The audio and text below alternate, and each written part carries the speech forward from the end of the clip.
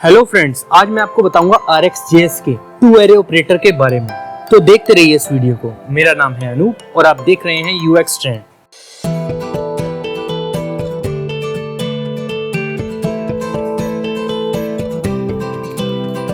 Welcome back दोस्तों, आज हम देखेंगे RxJS का टू एरे ऑपरेटर। अब ये टू एरे ऑपरेटर क्या करता है? टू एरे ऑपरेटर हमारे ऑब्जर्वेबल के इमिशंस को कन्वर्ट कर देता है एरे में। इसको हम RxJS की साइट पे चल के देखते हैं। यहाँ पे देखते हैं कि टू एरे क्या करता है। इसमें क्या लिखा है? Collect all sources emissions and emits them as an array when this source is complete. इसका मतलब ये है कि ये सारे सोर्स इमिशन को जितने भी इमिट हुए, जितना भी डाटा इमिट होता है, उन सबको कलेक्ट करता है और जब वो ऑब्जर्वेबल कंप्लीट हो जाता है, वो स्ट्रीम कंप्लीट हो जाती है, तो उसको कन्वर्ट कर देता है एरे में। अब जैसा हम यहाँ पे देख सकते हैं, ये हमारी स्ट्रीम है, इसमें दो वैल्यू इमिट हुई और जब हमने टू एरे को यूज किया तो टू एरे ने इन सब डाटा को कलेक्ट करके कन्वर्ट कर दिया एरे में। अब इसको हम प्रैक्टिकल यूज करके देखते हैं। ये हमारी ऐप है, तो मैं एक जल्दी से कंपोनेंट क्रिएट कर लेता हूं टू एरे के लिए।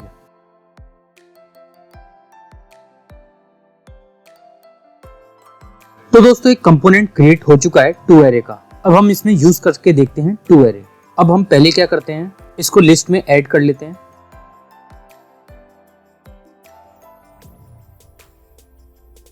और उसको राउटिंग फाइल में भी ऐड कर लेते हैं। अब एक बार चल के देखते हैं इसको। तो अब यहाँ पे आ गया टू एरे वर्क्स।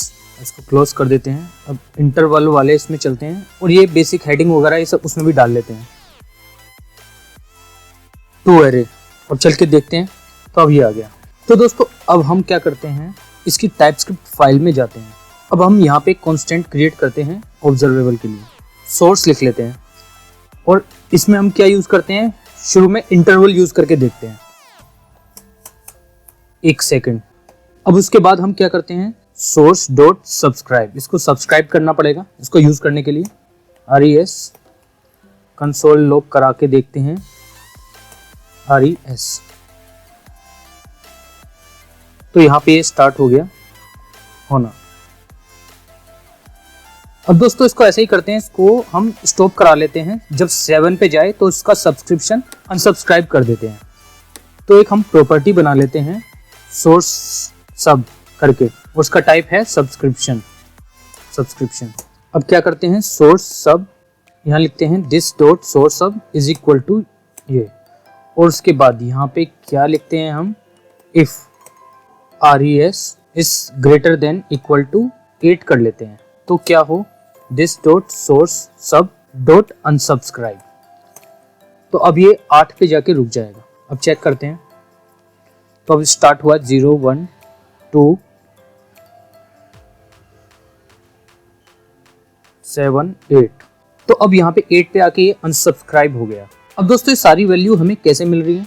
ये हमें स्ट्रीम में मिल रही है। ये डाटा हमें स्ट्रीम में मिल रहा है। अब दोस्तों, ये सारा डेटा हमें स्ट्रीम में तो मिल गया, पर अगर हमें ये एरे में चाहिए होता और हमें कहीं ये डेटा ng4 से शो करना होता या कुछ भी करना होता, हमें एरे चाहिए होता, तो हम कैसे लेते? तो उसके लिए हमारे पास एक RxJS का ऑपरेटर है टू एरे। अब दोस्तों, ये ऑपरेटर क्या काम करते हैं, ये हमारे डेटा को ट्रांसफॉर्म करने का काम करते हैं। मतलब ट्रांसफॉर्म का मतलब क्या होता है, हमारे डेटा की शक्ल बदल के उसको हमें डिजायर्ड आउटपुट में हमें प्रेजेंट करते हैं। कि मतलब हमें जैसा चाहिए होता है, हमें उसको डेटा को वैसा ट्रांसफॉर्म करके हमें देते हैं। और ये ट्रांसफॉर्म का काम कब होना चाहिए, हमें डेटा मिलने से पहले। और हमें डेटा कब मिलता है, जब हम सब्सक्राइब करते हैं। तो हमें मिलने से पहले ही ये काम होना चाहिए कि वो डेटा बदल जाए, क्योंकि मिलने के बाद बदलेगा तो फिर वो हमारा यूज नहीं आएगा ना।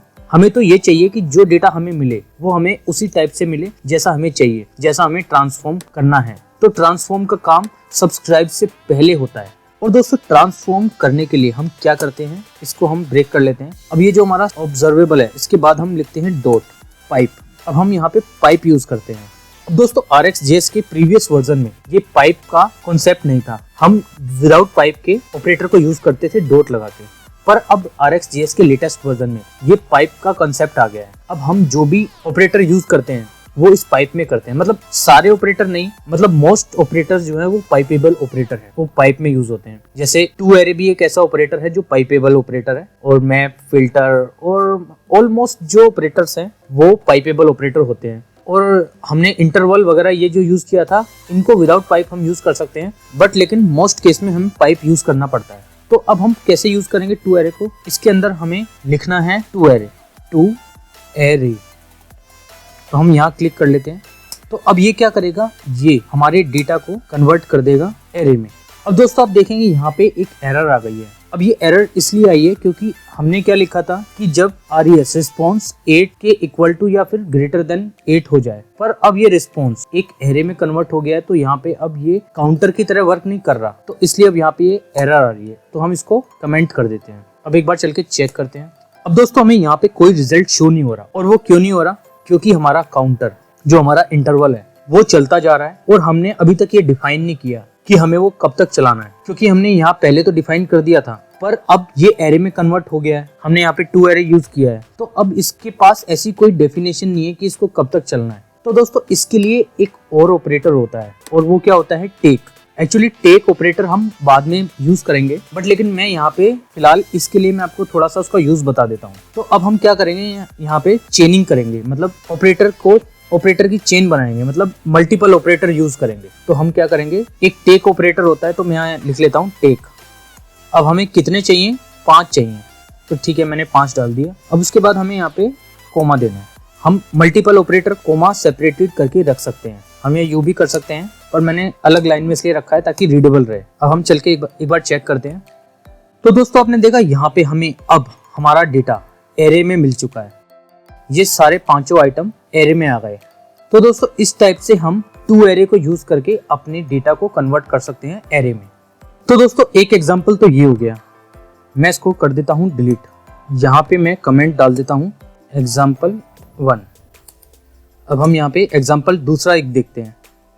अब दोस्तों हम क्या करते हैं, हम एक एरे बना लेते हैं, एरे का नाम रख लेते हैं हम यूजर्स, और इस एरे में मैंने कुछ डेटा कॉपी कर रखा है अपने क्लिपबोर्ड में, मैं यहाँ पेस्ट कर देता हूँ।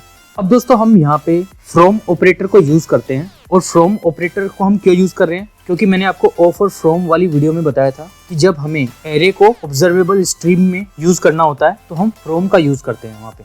अब मैं यहाँ पे कॉन्स्टेंट बना लेता हूँ एक source2 करके, और यहाँ पे हम क्या यूज करते हैं? फ्रॉम, यहाँ पे दिस डॉट यूजर्स। अब हम क्या करते हैं?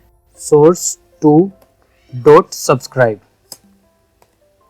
यहाँ पे वही RES console dot log RES। अब हम चल के एक बार चेक करते हैं क्या आ रहा है। इस वाले को मैं कमेंट कर देता हूँ। तो दोस्तों आपने देखा ये जो हमारा एरे को हमने ऑब्जर्वेबल स्ट्रीम क्रिएट करी थी, अब वो सारा डेटा हमें मिल रहा है 1 by 1 इमिशन में। 1 by 1 जो डेटा इमिट हो रहा है वो हमें एज ए स्ट्रीम डेटा मिल रहा है। पहले ये डेटा इमिट हुआ, फिर ये डेटा इमिट हुआ। अब बाई चांस अगर हमें ये सारा डेटा वापस से एरे में कन्वर्ट करना है, ट्रांसफॉर्म करना है, तो हम यहाँ भी क्या यूज करेंगे? To array operator. और वो हम कैसे करेंगे? वही इसको सब्सक्राइब करने से पहले हम यहाँ यूज करेंगे पाइप, और यहाँ यूज करेंगे टू एरे। अब हम सेव करके एक बार चेक करते हैं। तो दोस्तों आपने देखा यहाँ पे हमारा डेटा हमें वापस से एरे में मिल गया। अब दोस्तों हम देखते हैं इसका एक तीसरा एग्जाम्पल। मैं यहाँ लिख लेता हूँ example3। अब मैं फिर से एक कांस्टेंट बनाता हूँ source3। अब यहाँ पे हम फ्रॉम नहीं ऑफ ऑपरेटर यूज करेंगे। ये क्लिक कर लेते हैं तो इंपोर्ट हो जाएगा। ये सारे ऊपर इंपोर्ट भी होते जा रहे हैं इस टाइप से। तो दोस्तों इसका भी आपको ध्यान रखना है कि जो भी चीज आप यूज करो वो मेक श्योर कि ऊपर इंपोर्ट होती रहनी चाहिए। यहाँ तो मैं ऐसे इस पे क्लिक कर देता हूँ तो ये ऑटो इंपोर्ट हो जाता है। अब हम क्या करते हैं, हम इसमें कुछ डेटा वैल्यू ले लेते हैं। अनूप, शेखर, शर्मा, UX ट्रेंड, फिलहाल इतना ही काफी है। अब हम क्या करते हैं, source3 dot subscribe RES console dot log RES। इसको हम सेव करके चेक करते हैं। ये वाला कंसोल लॉग कमेंट कर देता हूं मैं। तो दोस्तों ये डेटा हमें इस टाइप से स्ट्रीम में मिल रहा है। अब हम चाहें तो हम इसको भी कन्वर्ट कर सकते हैं, ट्रांसफॉर्म कर सकते हैं एरे में। तो हमें फिर से क्या करना है, यहाँ पे डॉट पाइप टू एरे, ये हम एक लाइन में भी लिख सकते हैं। तो दोस्तों आपने देखा ये डेटा हमें अब एरे में मिल रहा है।